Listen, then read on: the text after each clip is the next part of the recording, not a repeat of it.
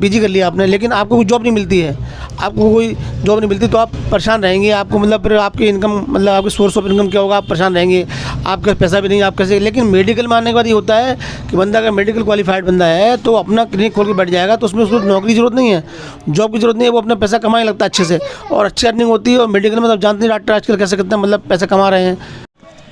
Hello everyone, my name is Sahil and you are watching grow with Sahil. तो आज हम आए हैं इटावा के मशहूर बड़े हकीम साहब डॉक्टर सलामत खां, जो कि एक यूपी के सबसे बड़े हकीम हैं और इनका जो दवाखाना है इटावा में। टाइम मिला है तो आज हम डॉक्टर साहब से जानेंगे कि उन्होंने अपनी लाइफ में क्या स्ट्रगल किए हैं, किस तरीके से वो इस मुकाम पर पहुँचे हैं। जो स्टूडेंट्स डॉक्टर बनना चाहते हैं और अपना खुद का एक क्लिनिक खोलना चाहते हैं तो क्या गाइडेंस देना चाहेंगे, वो क्या उन्होंने गलतियाँ की वो आप नहीं करें और जल्द से जल्द आप एक अच्छे डॉक्टर बन सकें।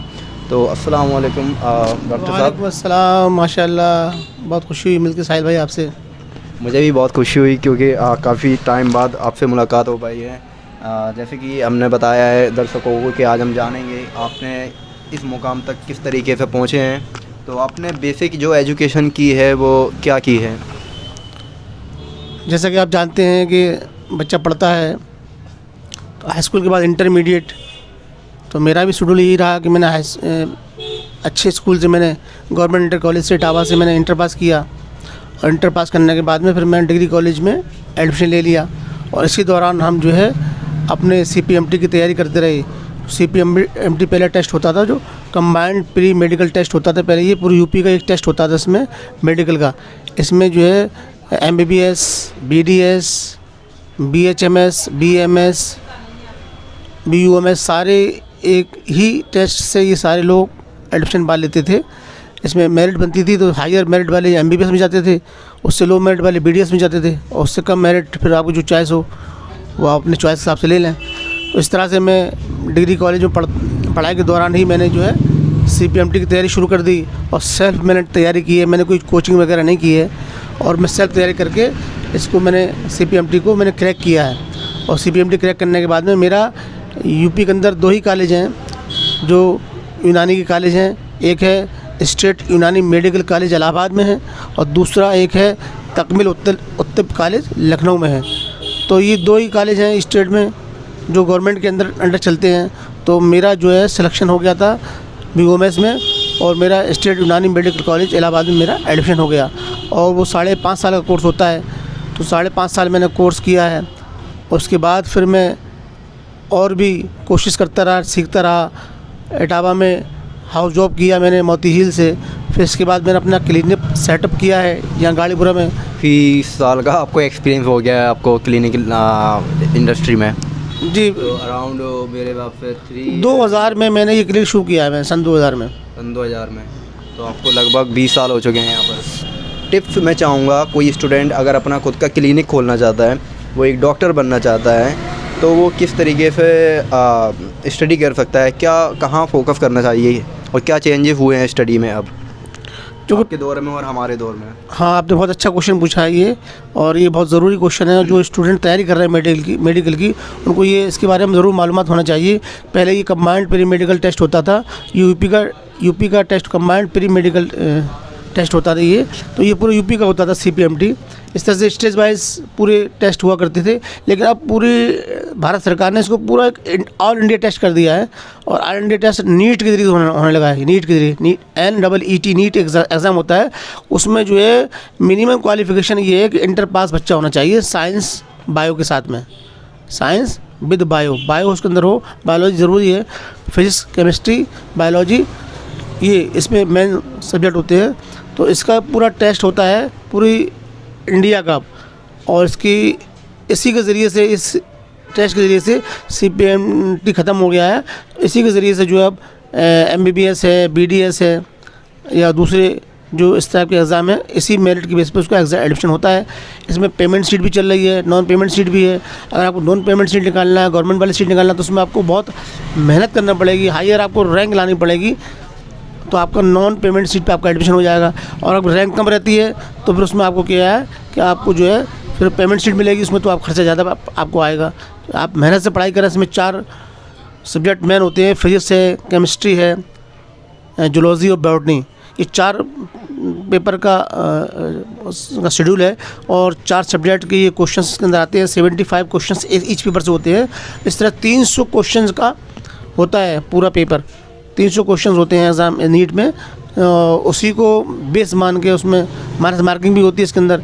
तो उसमें जितने हायर लोग होते हैं ना, वो अच्छे अच्छे कॉलेज जो इंडिया के हैं, एम्स है और दूसरे कॉलेज हैं, एमयू वगैरह है, इसमें हायर रैंक जाती है।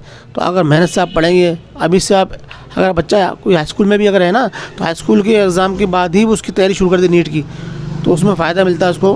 तो अगर प्राइवेट से कोई करना चाहता है तो कितना मिनिमम एंड मैक्सिमम अब खर्चा आ जाता है, कुछ जानकारी होगी अभी के टाइम में? अभी मुझसे एक कॉलेज खुला हुआ आगरा में, फ़ारूक हुसैन मेडिकल कॉलेज, उसके लोग आए थे मुलाकात करने के लिए। मैंने उनसे मिला था तो उन्होंने मुझे बताया कि आजकल तो बहुत पैसे बढ़ गए हैं। उस ज़माने में हमने जो किया है तो वो तो बहुत ही, मतलब समझो ये कुछ फ़ीस भी नहीं होती थी, ना हॉस्टल फ़ीस होती थी, बहुत कम फ़ीस में हो गया। और आजकल तो ये बता रहे हैं कि 25 लाख रुपए पर ईयर लग रहा है। 25 लाख रुपए पर ईयर लग रहा है MBBS के लिए। MBBS के लिए और BMS वगैरह करना है तो उसमें BMS के बता रहे 2 लाख रुपए पर ईयर बता रहे, 2 लाख रुपए BMS की पर ईयर बता रहे हो। अब 4.5-5 साल का कोर्स आप सोच लीजिए कितना, ये तो फ़ीस हो गई। फिर उसमें हॉस्टल चार्जेस हैं और वहाँ पर अदर एक्सपेंसेस आते हैं, कितना मतलब ये महंगा हो गया है, आप समझ लीजिए आप। मतलब 10 लाख रुपए जो आपकी है वो फ़ीस में जाने वाली है। उसके अलावा आपका रूम रेंट रहेगा, खाने पीने का खर्चा रहेगा, टाइम रहेगा, स्टडी रहेगी, तो आपका ये खर्चा होने वाला है अगर आप BUMS की पढ़ाई करना चाहते हैं। तो काफ़ी अच्छा था एक्सपीरियंस। तो इसके अलावा जो वीडियोस देखते हैं हमारे व्यूअर्स, कहीं भी वो करियर बनाना चाहते हैं तो उनका मन में एक ही सवाल रहता है, अगर मुझे यहाँ करियर बनाना है तो इनकम क्या होगी? ये सबका मोस्टली आस्क्ड क्वेश्चन रहता है। तो मिनिमम और मैक्सिमम आज के दौर में कितना रहता है, कुछ आप मोटा मोटा बता दीजिए जिससे कि इन्हें एक मोटिवेशन मिल सके। देखिए, ये मेडिकल फील्ड में ये होता है कि आप दूसरी फील्ड में अगर हैं, मेडिकल के अलावा सैलरी पे काम कर रहे हैं तो आपको सैलरी मिल जाएगी। या किसी हॉस्पिटल में करते हैं, जॉब काम कर रहे हैं तो उसमें आपको नहीं, दूसरी मतलब मेडिकल के अलावा बात कर रहे हैं ना, मेडिकल के अलावा की बात कर रहे हैं। लेकिन मेडिकल के अलावा आप मान लिया आपने ग्रेजुएशन कर लिया या कोई और पोस्ट PG कर लिया आपने, लेकिन आपको कोई जॉब नहीं मिलती है, आपको कोई जॉब नहीं मिलती तो आप परेशान रहेंगे। आपको मतलब फिर आपकी इनकम, मतलब आपकी सोर्स ऑफ इनकम क्या होगा, आप परेशान रहेंगे, आपका पैसा भी नहीं, आप कैसे। लेकिन मेडिकल में आने के बाद ये होता है कि बंदा अगर मेडिकल क्वालिफाइड बंदा है तो अपना क्लिनिक खोल के बैठ जाएगा, तो उसमें उसको नौकरी की ज़रूरत नहीं है, जॉब की ज़रूरत नहीं है, वो अपना पैसा कमाने लगता है अच्छे से और अच्छी अर्निंग होती है। और मेडिकल में तो आप जानते हैं डॉक्टर आजकल कैसे कितना मतलब पैसा कमा रहे हैं, तो उसमें अच्छा पैसा मिलता है, अच्छे पैसे कमाई होती है, मतलब आदमी इसमें मायूस नहीं होता है और दुनिया भी एतबार से अच्छा कमा लेता है वो। अब रही इसकी बात कि मेडिकल में जैसे डॉक्टर नहीं मिल पाया बंदा तो पैरामेडिकल में चला जाए, इससे जुड़ा हुआ एक पैरामेडिकल फील्ड है, उसमें बहुत सारे डिप्लोमा कोर्सेज होते हैं। एक्सरे रेडियोलॉजी कोर्स होता है, पैथोलॉजी का कोर्स होता है, फिजियोथेरेपी कोर्सेज होते हैं, तो इसमें चला जाएगा ना बंदा। नर्सिंग होता है, नर्सिंग कोर्स होता है, बेसिक नर्सिंग वगैरह, तो उसमें भी ये पैरामेडिकल भी मेडिकल से जुड़े होते हैं, तो इसमें भी अच्छी कमाई होती है और जॉब भी मिल जाती है। D फार्मा B फार्मा कुछ भी कर ले। मिनिमम अगर जॉब, जैसे कि ये तो आपका क्लिनिक है, आपकी अर्निंग डिफरेंट रहती है। अगर कोई ये पढ़ाई करके कोई जॉब करता है तो मिनिमम क्या सैलरी रहती है उसकी, मिनिमम और मैक्सिमम स्टार्टिंग क्या हो जाती है इंटर्नशिप करने के बाद?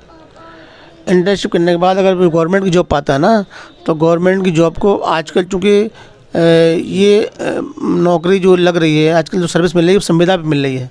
तो संविदा पे जो नौकरी मिल रही है तो जो सेकंड लाइन में जैसे BUMS है, BMS है या BHMS है, तो इनकी अगर संविदा पर नौकरी निकल लगती है तो इनको तकरीबन 30,000 रुपये इनको मिलते हैं, सैलरी 30,000 मिलती है, गवर्नमेंट देती है।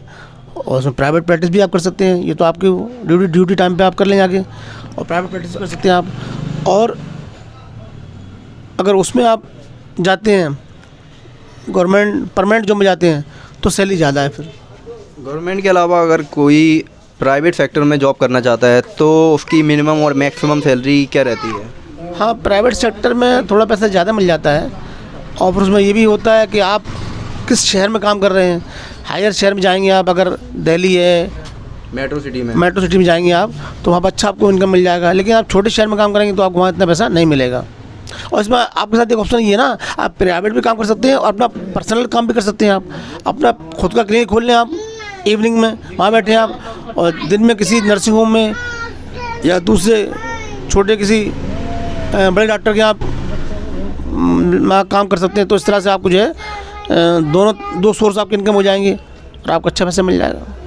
अच्छा, तो जैसे कि हमने डॉक्टर साहब से जाना है किस तरीके से उन्होंने अपनी जर्नी एक स्टूडेंट से लेकर BOMS डॉक्टर बनने तक की और उसके बाद लोगों की खिदमत की है।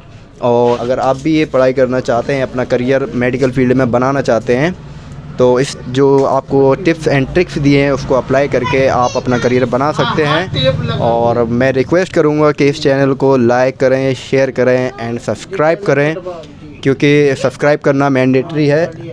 अच्छा, एक बात और बताना चाहेंगे कि डॉक्टर साहब ने भी अपना चैनल बनाया है, वहाँ पर ये टिप्स एंड ट्रिक्स देते हैं, देसी नुस्खे बताते हैं, नुस्खे बोलते हैं शायद उसको, मेरी हिंदी गलत है। मैं ये बताना चाहता था इस चैनल के माध्यम से, ये सुहेल भाई का चैनल है, इनका चैनल तो आप देखें, लाइक करें और इससे फ़ायदा उठाएं। साथ ही साथ मैंने अपना एक चैनल बनाया है, बड़े हकीम इंडिया चैनल जो बनाया है, तो इस चैनल को आप देखें। इसमें हम छोटी छोटी नुस्खे जो है, बड़ी बड़ी बीमारी के छोटे छोटे नुस्खे होते हैं वो हम बताते हैं। बहुत छोटी वीडियो होती है, 4-5 मिनट की वीडियो होती है, आप उसको देखते रहें और इनका चैनल भी सब्सक्राइब करें और मेरा चैनल भी सब्सक्राइब करें और लाइक भी करें और शेयर भी करें। बड़े हकीम इंडिया और सुहेल भाई का चैनल है, वो भी आप देखें। इनके भी अंदर बच्चा माशाल्लाह जज्बा, ये भी मतलब बहुत काम कर रहे हैं। तो आपसे अर्ज़ है ये आप